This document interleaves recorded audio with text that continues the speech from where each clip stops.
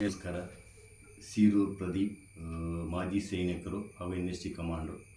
ನಮ್ಮ ಗಾಡ್ರಗದ್ದೆ ರಾಘವೇಂದ್ರ ಅವರು ನನ್ನ ಆತ್ಮೀಯ ಸ್ನೇಹಿತರು ಹೌದು. ಅವರೊಂದು ಯೂಟ್ಯೂಬ್ ಚಾನಲ್ ಮಾಡಿರ್ತಾರೆ, ಅದು ಸಾಹಿತ್ಯ ಮನಸ್ಸು ಅಂತ.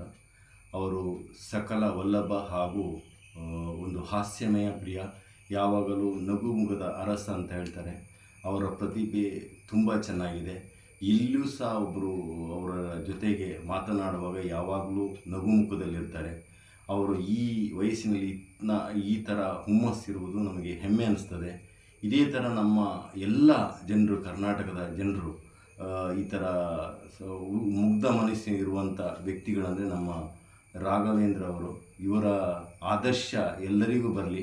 ಹಾಗೆ ಯಾವುದೇ ಒಂದು ಕಾರ್ಯಕ್ರಮಗಳಿರ್ಬೋದು, ಆಗಸ್ಟ್ 15, ಜನವರಿ 26 ಇರ್ಬೋದು, ಮಕ್ಕಳಿಗೆ ಒಳ್ಳೆಯ ಸಾಹಿತ್ಯ ವಿಷಯಗಳನ್ನು, ಹಾಸ್ಯಮಯಗಳನ್ನು ಮಾಡ್ತಾ ಈ ನಮ್ಮ ಹೊಸನಗರ ತಾಲೂಕು ಗಾಡ್ರಗದ್ದೆಯಲ್ಲಿರುವಂಥ ಇವರ ಪರಿವಾರ ಒಂದು ಕಷ್ಟದ ಸ್ಥಿತಿಯಲ್ಲಿದ್ದರೂ ಸಹ ಅವರು ಈ ಮಟ್ಟಕ್ಕೆ ಬೆಳೆದಿದ್ದಾರೆ. ನಮಗೆ ಒಂದು ಹೆಮ್ಮೆ. ಯಾಕೆಂದರೆ ನಾನು ಸಹ ಮುಳಗಡೆಯ ವ್ಯಕ್ತಿ.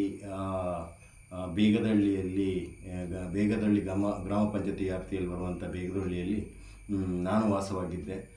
ಅವರ ಪ್ರತಿಭೆಗಳನ್ನು ನಾನು ತುಂಬ ಕಡೆ ಕೇಳಿದ್ದೀವಿ. ತುಂಬ ವೇದಿಕೆಯಲ್ಲಿಯೂ ಸಹ ನಾವು ಭಾಗವಹಿಸಿದ್ದೀರಿ.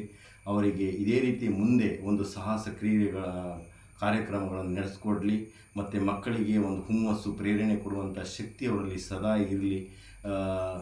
ತುಂಬ ಹೆಮ್ಮೆ ಇದೆ ನಮಗೆ. ನಮ್ಮ ಒಂದು ಅಕ್ಕಪಕ್ಕದಲ್ಲಿರುವಂಥ ವ್ಯಕ್ತಿ ಈ ಮಟ್ಟದಲ್ಲಿದ್ದಾರೆ ಅಂದರೆ ನಾವು ಅವರಿಗೆ ಪ್ರೇರಣೆ ಕೊಡೋದು ನಮ್ಮ ಆದರ್ಶ.